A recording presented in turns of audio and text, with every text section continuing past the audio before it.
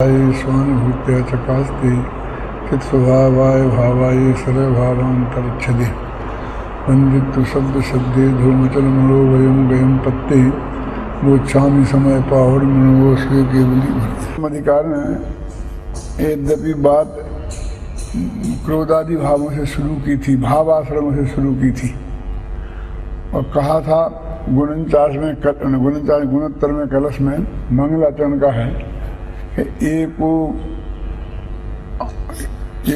आत्मा महम कर्ता कर्म कोपादयोमी। एक आत्मा में करता हूँ और क्रोधादि भाव मेरे कर्म है। इत्यज्ञानाम समुद्भवता कर्ति कर्म प्रवृत्ति। अज्ञानियों में अनादिकाल की ऐसी कर्म प्रवृत्ति है कि मैं हूँ कर्ता और क्रोधादि कर्म है मेरे कर्म। देखो जब क्रोधादि बोलते हैं तो भाव कर्म को लेना, जब ज्ञानावर्णादि बोले तो द्रव्य कर्म को लेना।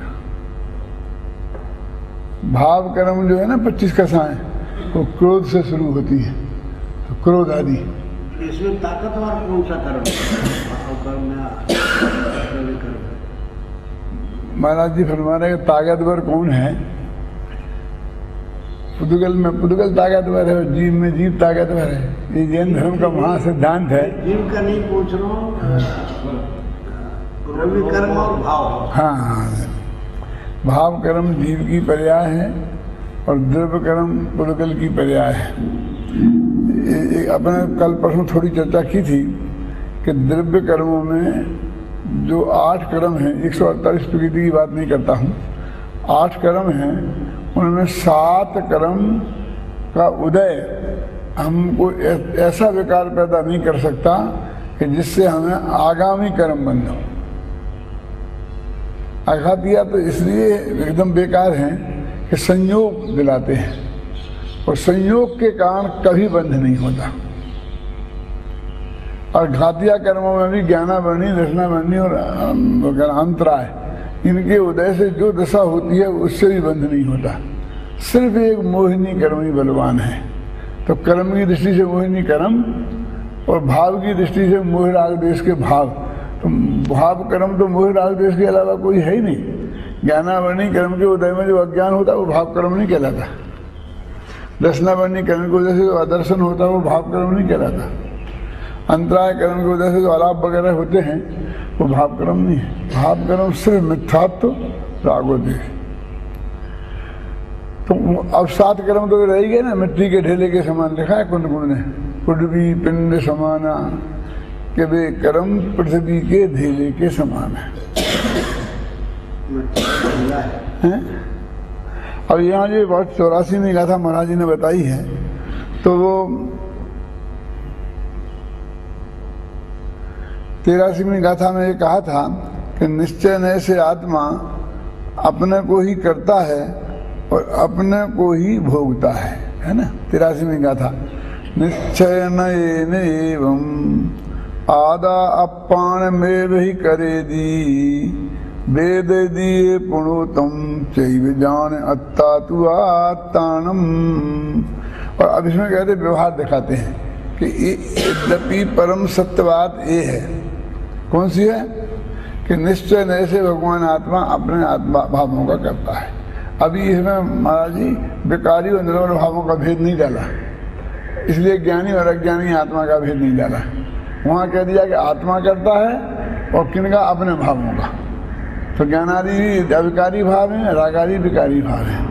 दोनों का करता है, एक का ज्ञानी एक का अज्ञानी।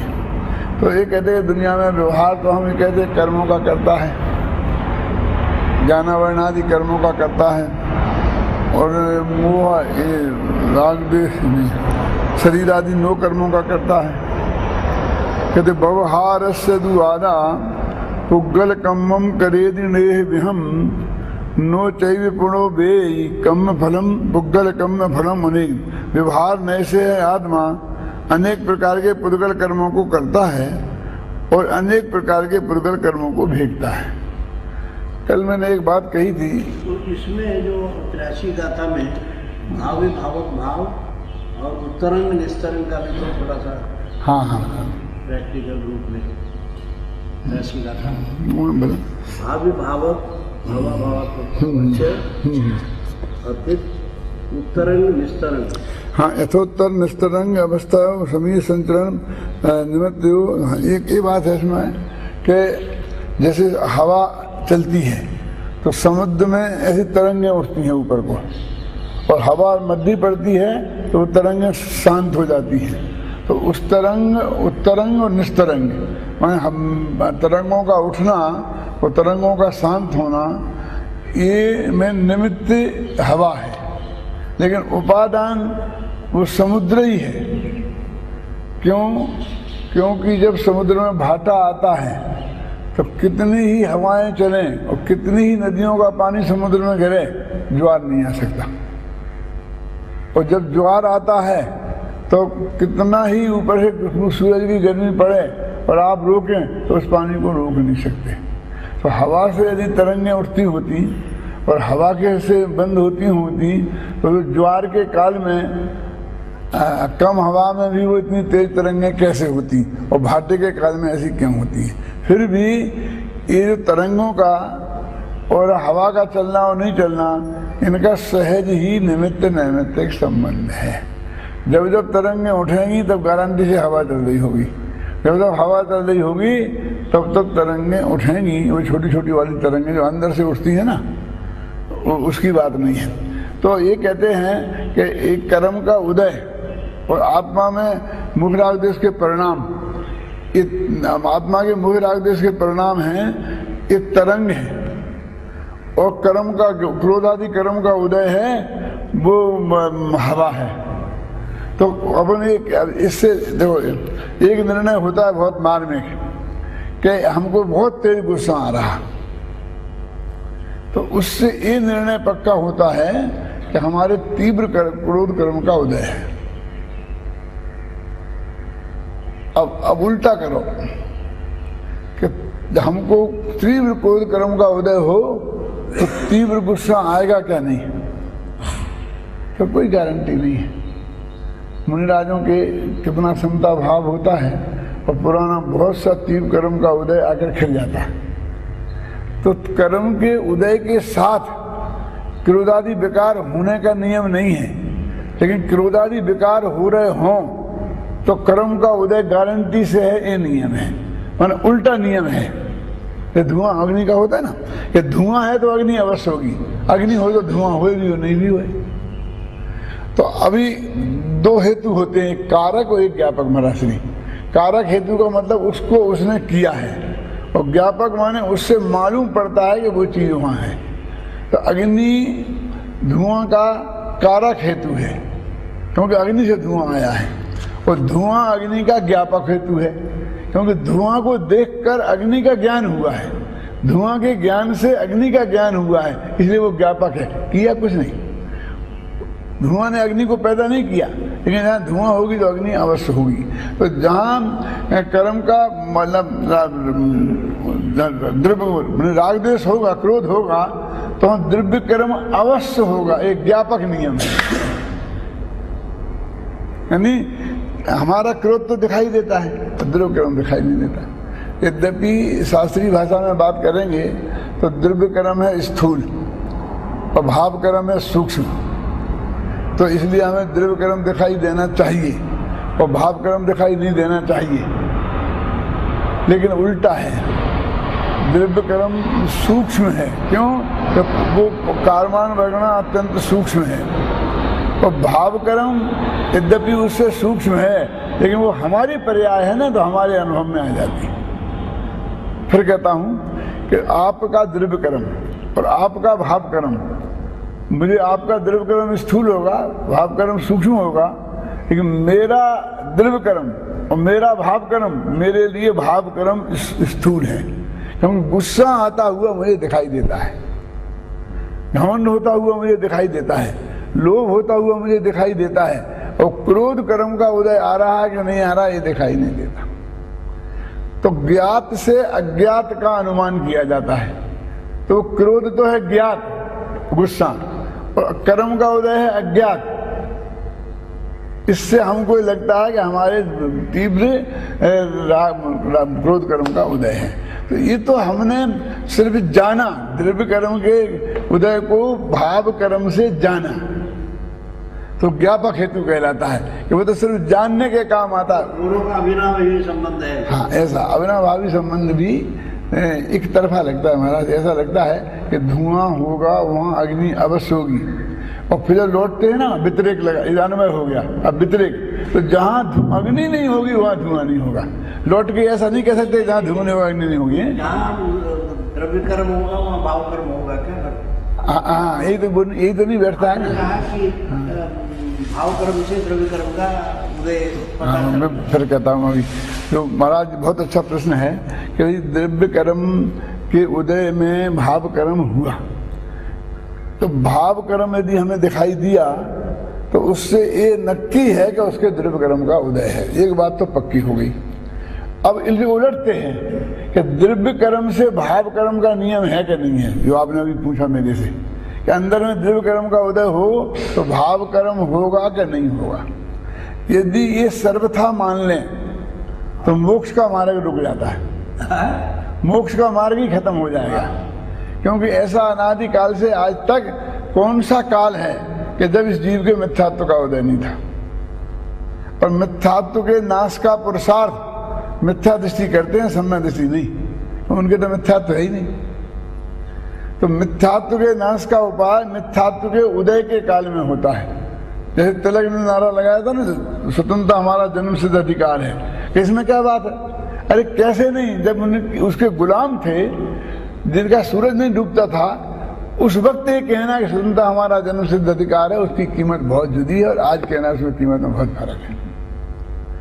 वो ये कह रहे हैं कि द्रव्य कर्म के उदय से भाव कर्म नियम से करना पड़े तो अनुपात में मात्रा टू मात्रा, तो हमेशा द्रव्य कर्म मौजूद है अनादि से, और गुस्सा आता ही रहेगा, मिथ्यात्व होता ही रहेगा, और उससे नया कर्म बनता ही रहेगा। तो थोड़ा सा रास्ता तो खुला है।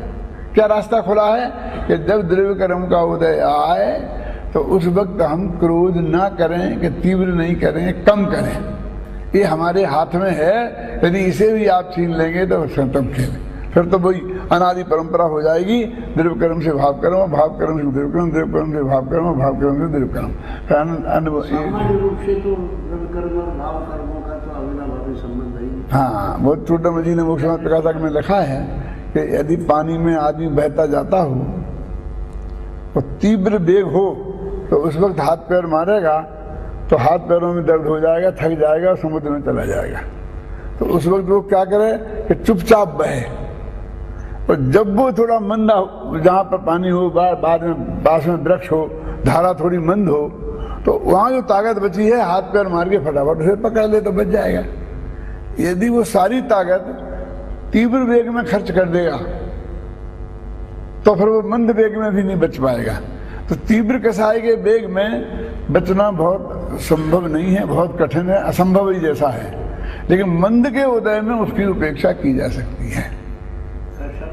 महाराज थे हाँ, जन्म स्थान, हाँ, हाँ, हाँ, हम 12-13 साल साथ में, हाँ, विधवा मत पढ़ो और अंग्रेजी मत पढ़ो, कहीं पत्थर फेंकना शुरू कर दिया। हाँ, हाँ, बाबू पर हाँ, तो सातों से कहा सामयिक, हाँ, हाँ, पत्थर फेंकने वाले मेरे को फेंक के देख के चले, हाँ, हाँ, किताब भी निकली। मैं पार्श्वनाथ भगवान का उदाहरण देता हूँ बहुत मार्मिक। सबको पता है कि पार्श्वनाथ भगवान पर उपसर्ग हुआ, कमठ ने किया। अब मेरा एक टेढ़ा प्रश्न है कि उपसर्ग पुण्य के उदय से होता है कि पाप के उदय से? घबराना नहीं, मतलब सोचना आप गंभीरता से। कोई पुण्य के उदय से तो उपसर्ग होता नहीं, धर्म से तो उपसर्ग होता नहीं। कोई पुराना कोई पाप कर्म का उदय आया उनका, और उसी से वो उपसर्ग हुआ। और जितना तीव्र उदय आया मतलब उसी अनुपात में उपसर्ग में भी तीव्रता रही। तो बाह्य निमित्त तो कौन है? वो जो कमठ है, गालियां दे रहा है, पत्थर बरसा रहा है, तो वो निमित्त मौजूद है। अब उस निमित्त में पारसनाथ को गुस्सा करना अनिवार्य होता, तब वे भी पूर्ण वितरागी तो हुए नहीं। क्रोध का सहायता उनके थी उस वक्त, संतुलन क्रोध ही सही, और दूसरे मुनि राजों को गुस्सा आ भी जाता है। तो यदि वो रास्ता उसके अनुसार ही उनको काम करना पड़ता होता तो फिर भगवान पार्श्वनाथ को केवल ज्ञान नहीं होता। और एक बात कही, तो ये बहिरंग निमित्त है। कौन? गालियां देना, अवसर करना। तो वो जो कर्म का उदय है वो अंतरंग निमित्त है। तो एक निमित्त के उदय को हम टाल सकते हैं, तो दूसरे उदय के निमित्त को क्यों नहीं टाल सकते? मतलब सामने वाला गालियां बकता रहे और हम अभी मतलब अनंतानंद जी के नहीं तो अप्रत्याख्याना बन के क्रोधी हैं, और हम शांत बैठे रह सकते हैं कि नहीं रह सकते हैं? तो हमारा कर्म का उदय भी जोर मारता रहे और हम शांति बैठे। अकाम निद्रा कैसे होगी? अकाम निद्रा कहते ही उसे हैं कि अंदर से हमारी प्रतिकूलता आवे और हम जानते हैं कि कुछ नहीं हो सकता है, तो मन कैसा ऐसे उसको समय को पास कर देना, निकाल देना। तो अकाम निद्रा होती कि नहीं होती? तो यदि उस क्रोधादिक को, कसायों को अपने बस की बात बिल्कुल नहीं होती, तो फिर हम दुष्चक्र में फंस जाएंगे।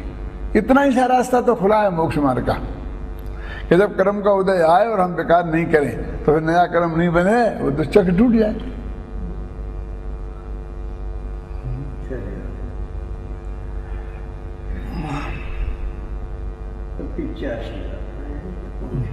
पिचासी में गाथा में 84 गाथा में व्यवहार ने बताया है। और जैसा कि मैंने कल आपको कहा था कि समय सार की ये स्टाइल है कि एक गाथा में व्यवहार ने बताएंगे तो तत्काल दूसरी गाथा में उसका खंडन कर देंगे। ऊपर की पंक्ति में व्यवहार ने बताएंगे तो नीचे की पंक्ति में निषेध कर देंगे, क्योंकि उनमें निषेध निषेधक संबंध है। देखो मैं अभी गाथा गाथा पढ़ता हूँ दोनों, फिर टीका बाद में पढ़ेंगे। व्यवहार सदु आदा व्यवहार नैसे आत्मा पुद्गल कर्मों मणे भी हम करे दी, अनेक प्रकार के पुद्गल कर्मों को करता है ना। तम चैव पूर्ण वेदी, और उन्हीं पुद्गल कर्म के उदय को वो आत्मा भोगता है। क्यों? अनेक प्रकार के जो पुद्गल कर्म है उन्हें भोगता है, उनका करता है। अब देखिए आगे गाथा। यदि पुद्गल कर्म मिडम कुवदितम चैव वेद यदि आदा दुख क्रिया विदरतो प्रसज्जये सो जनामदम।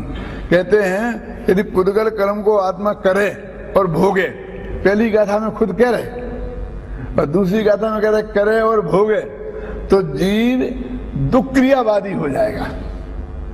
और दुख क्रियावाद जो है वो जनाब सदम मैंने जिनेन्द्र भगवान को पसंद नहीं है, जिनेन्द्र सम्मत नहीं है। ये बात भगवान को पसंद नहीं है कि एक दुख क्रियावादी क्या होता है कि एक द्रव्य के दो करता हूं, कोई दुख क्रियावादी। एक द्रव्य दो काम करे तो वो दुख क्रियावादी। दो द्रव्य मिलकर एक काम करें तो वो दुख क्रियावादी।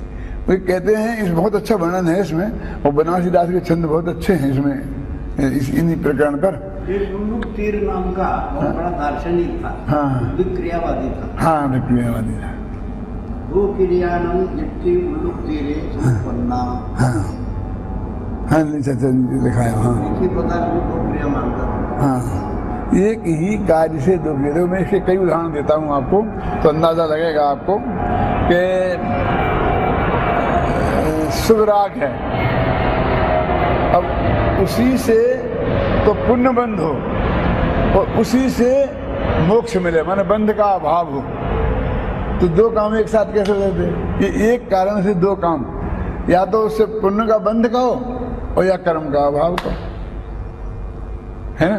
अब आत्मा अपने भाव को भी करे और पुद्गल की क्रिया को भी करे, शरीर की क्रिया को भी करे और आत्मा के भाव को भी करे, तो दो क्रियावादी हो गए, दो क्रिया उसकी, क्योंकि पुद्गल के नहीं हुआ। मैंने एक छोटा सा उदाहरण देता हूँ, बहुत सरल है वैसे, कि करीब 35 साल पुरानी बात है महाराज, कि आदर्श नगर में मैं प्रवचन करने जाता था जयपुर में, तो वो चर्चा होती रहती थी। तो एक दफे मैं बड़े मंदिर से प्रवचन करके आया तो दो आदमी लड़ रहे थे, आप वहाँ बैठे थे, और झगड़े का कारण ये था, एक कहता था कि जो खाना खाते हैं ना तो जीभ खाता है कि पुद्गल, ये दो क्रियावाद से संबंधित है। तो मेरे से उनने पूछा साहब हमारा झगड़ा निपटाओ, वो ये भी कहा ये कहते हैं ऐसा और ये कहते हैं ऐसा। मैंने कहा देखो भोजन का टाइम है, पहले तो चलो अपन करके देखते हैं कौन खाता है, फिर बाद में अपन बात करें। बहुत तेजी में थे दोनों।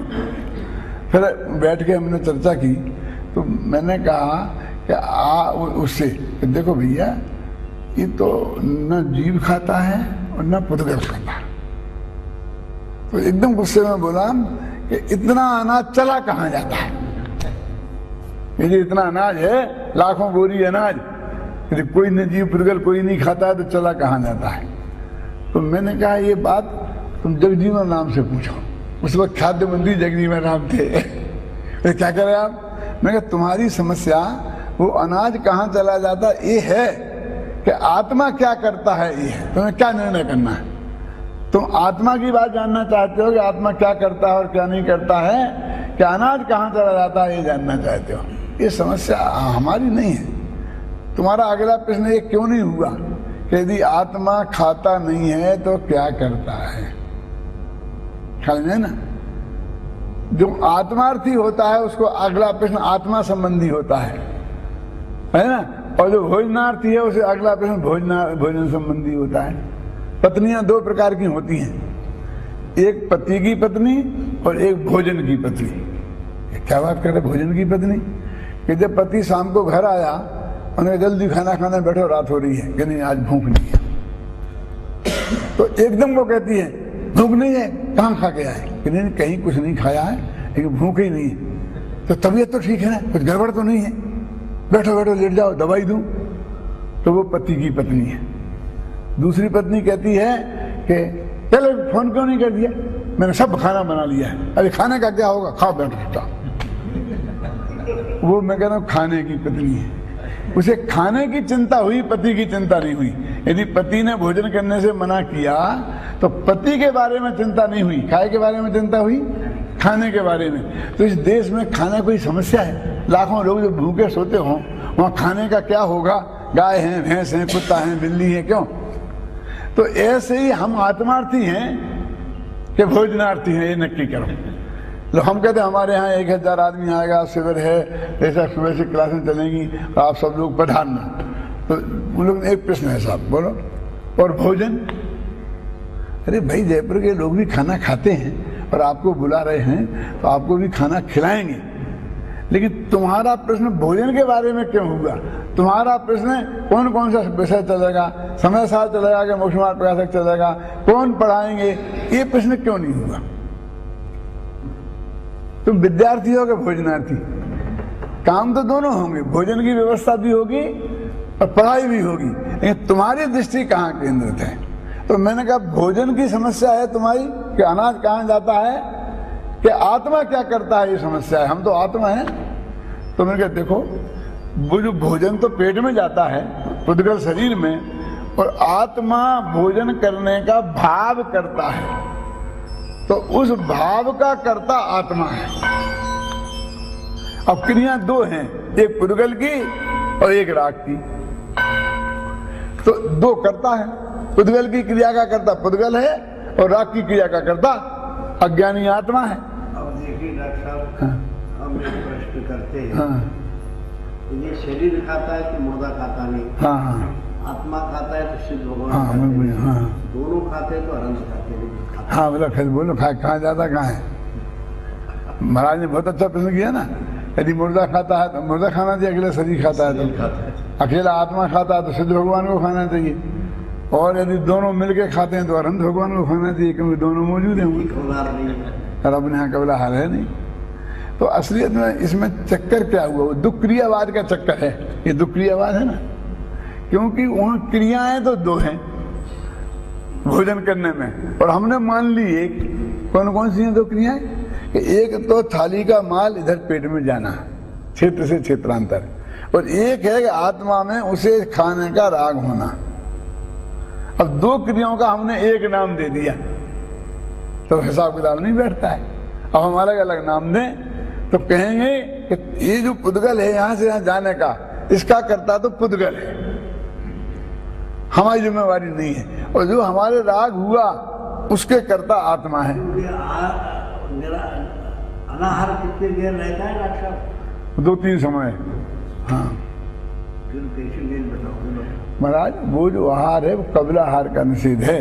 उस वक्त कर्मों का आहार तो वहां भी होता है, माने जो ज्ञान वर्णादि कर्म बनते हैं ना, ये सब चालू रहता है। अनाहार किसके लिए काम? हाँ, उन्हें में 1 और 2-3 अनाहार का, 1 से लेकर 2-3 समय जो है ना विग्रह गति में, एक शरीर को छोड़कर दूसरे शरीर में जाता है। सिद्ध जाए तो अवग्रह सीधा एक समय में, बाकी संसार में जाए तो 2 समय में, 3 समय में, तो उन समयों में वो अनाहारक रहता है। तो कौन सा आहार? हाँ, कबलाहार नहीं होता, सिर्फ इतना अर्थ है। बाकी हाँ होता है, बाकी होने दो, उतने देर के लिए कबलाहार नहीं होता, नहीं होता। हाँ ये भी तो गुण विषय है। हाँ, वो गुण तो है ही, लेकिन वो 2 या 3 समय के लिए सिर्फ भोजन नहीं होता, लेकिन कर्म का आहार, कायमान बगना का बंधन तो वहाँ होता ही रहता है उस वक्त भी।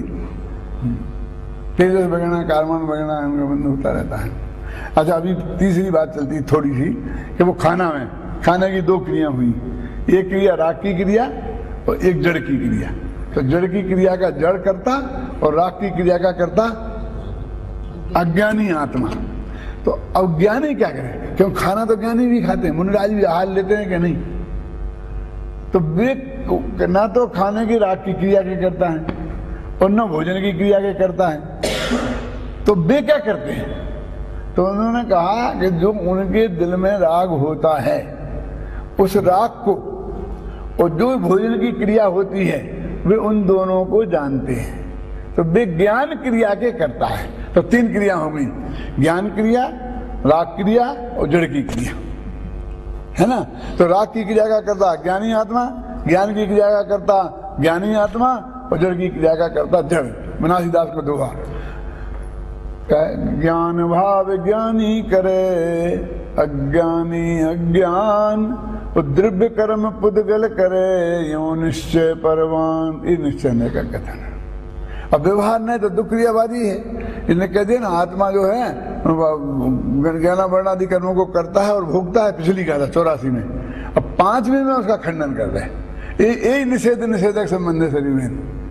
पहले वो है प्रतिपादन, तो उसने किया प्रतिपादन, और अगली गाथा में निश्चय ने उसका निषेध कर दिया। तो जो लोग ये कहते हैं कि समय सार में निश्चय की बात है, व्यवहार की नहीं, वो बात सही नहीं है। वो ऐसी बात है कि कोई ये कहे कि रामायण में राम की बात है, रावण की नहीं। लेकिन मैं आपसे बोलता हूं कि मैंने रामायण पढ़ी है। 700 पेज के पद्म पुराण में 400 पेज रावण की चर्चा है और राम का नाम तक नहीं आता है। पढ़ लेना शुरू से।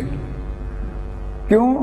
कि राम के पिता दशरथ और सीता के पिता जनक, ये रावण के अंतर्गत राजा थे। माने ये रावण उन दोनों से भी उम्र में बड़ा था, दशरथ और जनक से। आप देखो पढ़ के, तो ये राम का जन्म नहीं हुआ। जब जन्म होने की बात आई थी तो उसने ऑर्डर दिया था इन्हें मरवा देना, क्योंकि इनके निमित्त से मेरा वो होगा। तो अब उसको राजा होगा ना, सम्राट। जब उसने आज्ञा दी विभीषण को कि तुम दोनों को मरवा दो, तो आप समझ लो कि जब वो इनका जन्म होने वाला था तब वो कितना बड़ा होगा, सम्राट 3 खंड का मालिक था, है ना? तो अपनी बात क्या चल रही थी कि उसमें वर्णन रावण का ज्यादा है, और राम तो बाद में आते हैं। तो बोलो उसका नाम रामायण क्यों रखा, रामायण क्यों नहीं?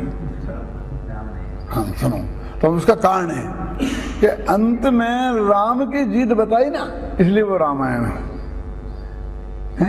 जैसे कि अपन एक पहलवान के बहुत गीत गाएं, ख्याल में है ना, ऐसा पहलवान है, ऐसा है, ऐसा है, और अंत में कहें फला पहलवान ने उसके 4 खाने चित्त कर दिया, तो वो सारी प्रशंसा जिसने चित्त किया उस पहलवान के खाते में जमा हो जाएगी। तो रावण के जितने गीत गाए, ऐसे रावण को लक्ष्मण या राम ने मारा, तो सारी प्रशंसा ट्रांसफर हो गए राम के खाते में जमा हो गई। अकेला राज्य ही नहीं हुआ 3 खंड का, बल्कि वो प्रशंसा भी, समझे ना? तो इस तरीके से वो रावण का भी वर्णन है और राम का। तो समय सार में व्यवहार का वर्णन भी है और निश्चय का। मैं ये नहीं कहना चाहता हूँ कि व्यवहार रावण है और निश्चय राम है, तो दोनों न्यायों का वर्णन है। इतनी सी बात है, ख्याल में है ना? और जो कोई भी कहानी होती है, उस कहानी में एक नायक होता है, एक खलनायक होता है, खूब धमाधम होती है, और अंत में नायक खलनायक को खत्म कर देता है, और भारतीय कहानी सुखांत होती है। आप जानते हैं ये ट्रेजेडी आई है जो हिंदुस्तान में, ये तो विदेश से आई है। हिंदुस्तान में तो नियम था काव्य शास्त्र का कि कोई ट्रेजेडी नहीं लिखेगा, सब काम कोई कॉमेडी होगी, मतलब अंत में सुखांत होना चाहिए। महाकाव्य उपन्यास, कहाँ जो भी हो, सुखांत होना चाहिए। एक मिनट में बहुत मार्मिक बात बता रहा हूँ मैं आपको सुखांत के मामले में। तो सुखांत क्या है? एक था लड़का, एक दो थी लड़कियां, खूब धुआंधार झगड़ा हुआ, ये हुआ वे हुआ, और अंत में वो लड़का लड़की जिनको प्रेम करते हुए मिल गए, सुखांत हो गया। ये सुखांत है क्या भोगांत? तो कहानी खत्म वहां हो गई, तो सुखांत नहीं है। यदि सुखांत होना भारतीय संस्कृति है तो असली जैन कहानियां ही सुखांत हैं, क्योंकि तब तक उस कहानी का हम अंत नहीं करते हैं जब तक वो मोक्ष में ना पहुंच जाए। चलो 10 भव, 20 भव, 50 भव, मारिस से लेकर महावीर तक घुमाते रहे घुमाते रहे घुमाते रहे, ये खत्म करो ना कहानी। अभी नहीं, कब रही है अनंत काल यथा तथा सिर, अब कहानी खत्म होगी बस। तो मोक्ष में जो कहानी खत्म हो वही वास्तव में सुखांत है, बाकी कहानियां तो भोगांत हैं।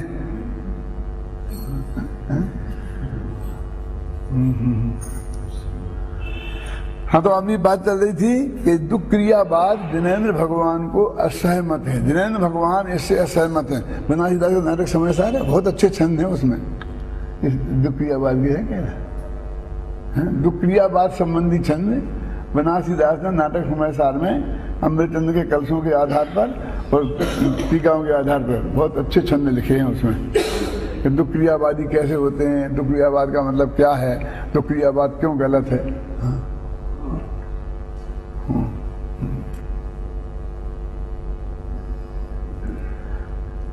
टीका पढ़ूं महाराज। इस लोक में जो क्रिया है वह पहले से ही सभी परिणाम स्वरूप है। इस कारण परिणाम ही है, कुछ भिन्न वस्तु नहीं है। और परिणाम तथा परिणामी दोनों अभिन्न वस्तु हैं, भिन्न भिन्न वस्तु नहीं है। इसलिए परिणाम परिणामी से पृथक नहीं है। इससे यह सिद्ध हुआ कि जो कुछ किया वह क्रियावान द्रव्य से पृथक नहीं है। इस प्रकार क्रिया का और क्रियावान की अभिन्नता है। ऐसी वस्तु की मर्यादा होने से ऐसा जीव व्यापक व्यापक भाव से अपने परिणाम को करता है और भाव भावक भाव से उसी अपने परिणाम का अनुभव करता है, भोगता है। उसी तरह व्यापक व्यापक भाव से पुद्गल कर्म को भी करे और भाव भावक भाव से उसी का अनुभव करे, भोगे, तो अपनी और पर की मिली हुई दो क्रियाओं का अभेद हुआ। ऐसा होने पर अपने और पर के भेद का अभाव हुआ। इस प्रकार अनेक द्रव्य स्वरूप एक आत्मा को अनुभव करने वाला मिथ्या दृष्टि होता है, परंतु ऐसा वस्तु स्वरूप जिनदेव के लिए नहीं कहा है, इसलिए जिनदेव के मत के बाहर है। देखो इसमें क्या है, मैं मार्ग की बात आपको बताता हूँ।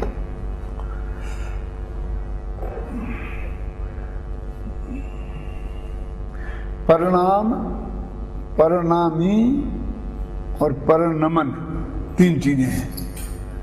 जैसे या परिणमति सकर्ता, वो परिणामी, या परिणमति सकर्ता, या परिणामा भवे तब कर्म, कर्म कर्मन घना वर्णादि नहीं, करता कर्म वाला कर्म। वो जो परिणति, वो जो क्रिया हुई वो परिणति।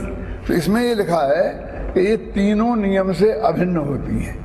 माने जो वो कर्म है और परिणति, ये दोनों अलग अलग हैं क्या? यानी मिट्टी से घड़ा बना, वो घड़ा है कर्म और वो बनने की क्रिया है क्रिया। तो घड़ा बनने, वो घड़ा बनना, बना और बनने की क्रिया क्या फर्क है? वो कहते क्रिया और कर्म एक ही है, और वो क्रिया और कर्म कर्ता में ही होती है, कर्ता से। इसलिए कर्ता, कर्म और क्रिया ये तीनों अभिन्न हैं। अब जब अभिन्न हैं तो वो व्यापक व्यापक भाव अभिन्न में होता है। हाँ, तो व्यापक व्यापक भाव अभिन्न में होता, 20 अगर है निकाल दुख लिया बाद कर्ता कर्म अधिकार में है ना। तो ये क्या कह रहा था मैं, व्यापक व्यापक भाव में ही कर्ता कर्म होता है। तो जीव का परिणमन के साथ ही व्यापक व्यापक भाव है, पर द्रव्य के साथ व्यापक भाव है नहीं, छह द्रव्य में नहीं है। तो वो उसका ही करता रहा। अब हमें ये माने कि हमने ज्ञानावरणादि कर्म भी किए और हमने मोह राग द्वेष कर्म भी किए, तो ज्ञानावरणादि कर्म का व्यापक व्यापक भाव तो संबंध पुद्गल कार्मान वगैरह के साथ है, हमारा उसके साथ है नहीं। तो हमने क्या किया कि हम पुद्गल कर्म हैं ऐसा मान लिया, क्योंकि हमने उसका कर्ता बने। तो उसके व्यापक व्यापक के साथ में हमारा संबंध हो गया तो हम जड़ हो गए। तो ऐसी गाथा है कि यदि तू कर्म का कर्ता जब बन सकता है जब तू जड़ बनने को तैयार है। जब तू कहता मैंने कर्म किया, इसका मतलब तू जड़ है। और स्वामी जी ऐसा कहते थे कि भैंस का पति तो पाड़ा होता है, हैं? यदि तू भैंस का मालिक बनना चाहता है तो तुझे पाड़ा बनना होगा। यदि तू जड़ का कर्ता बनना चाहता है तो तेरे को जड़ बनना होगा, और जड़ बनना तो कोई पसंद करता नहीं। और फिर भी बात है कि चेतन मिटना होगा, क्योंकि दो काम एक साथ हो नहीं सकते। ये ऐसी बात है कि एक आज ऑफिस खोला किसी ने, दिल्ली में हमें ऑफिस खोलना एक कंपनी ने, तो उन्होंने कहा ऑफिस खोलने के लिए कम से कम 3 चीजें चाहिए। कौन कौन? एक ऑफिसर, एक क्लर्क और एक चपरासी। उसके बिना ऑफिस नहीं होता। तो इंटरव्यू बुलाया तीनों को इंटरव्यू बुलाया, तो पहले ऑफिसर का सिलेक्शन कर लिया। अब उनसे कहा मैनेजर साहब से कि आप भी हमारे बगल में बैठो, क्योंकि क्लर्क से और चपरासी से आपको काम लेना है, तो उसके सिलेक्शन में आपकी राय महत्वपूर्ण है। तो उन्होंने कहा ठीक है, वो बैठ गया। अब वो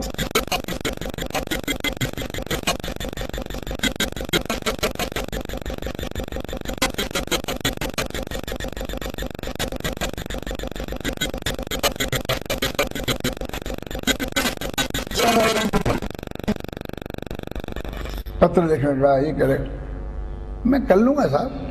तो उन्होंने कहा ठीक है, नया नया ऑफिस खोल रहे हैं, ये साहब कहते कर लेंगे, तो चलो छोड़ो इंटरव्यू इसको बताओ। फिर कहा चपरासी को क्यों ले रहे? ये जाएगा, झाड़ू लगाएगा और ये डाकखाने में पोस्ट कार्ड डालने जाएगा, ये करेगा। अरे हम तो गांधी जी के चेले हैं, हमें एक झाड़ू लगाने के लिए पूरा आदमी रखो, ये तनख्वाह दो, हम तो अपनी झाड़ू लगा के बैठ जाएंगे क्या चटाई पे आराम से कि अब इसकी जरूरत नहीं है। तो वो बोले हमसे बहुत बड़ी गलती हो गई। क्या गलती हो गई? कि तुम्हारा सिलेक्शन हमने मैनेजरी पे कर लिया, क्या तुम्हारा चपरासी पे होना चाहिए था।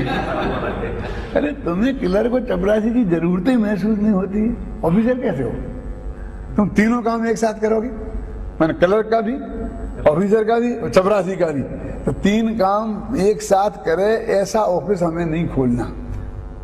ये बनिया की दुकान हो सकती है ऐसी, कोई सेठ जी हो, बे मुनीम जी और बे चपरासी, ये बनिया की दुकान नहीं खोलना है। हमें अपनी बड़ी कंपनी का बड़ा ऑफिस खोलना है। तो ऑफिसर का काम ऑफिसर ही करेगा, समझ में आए ना? वो जाके डाकखाने में डालने नहीं जाएगा, वो झाड़ू नहीं लगाएगा। अरे वो अपने हाथ से उठाकर पानी भी नहीं पिएगा तो हम नौकरी से निकाल देंगे। आखिर हमारी इज्जत का सवाल है, आखिर वो हमारा ऑफिसर है, हमारी कंपनी का ऑफिसर है। तो ऐसे ही आत्मा अपने भाव भी करे और पुद्गल के भी करे और दुनिया के भी कर दे, तो वही हो गया। ये ऑफिसर बनने लायक ही नहीं है, चपरासी बनने लायक है। लायक निकाला, पढ़ बोल, हाँ बोल, दुक्रियावाद के संबंधी छंद।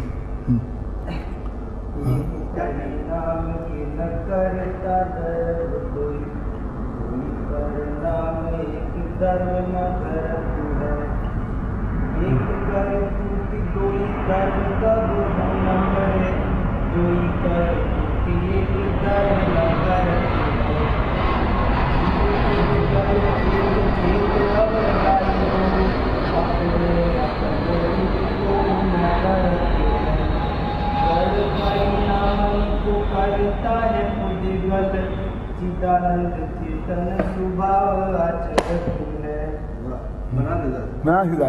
कर्म कर्तव्यता करे न करता कोई, बुधा जड़ सत्ता सभी एक भाव क्यों होए। और भी है करता कर्म क्रिया करे, क्रिया कर्म करता, नाम वेद बहु विधि भयो वस्तु एक निर्धार।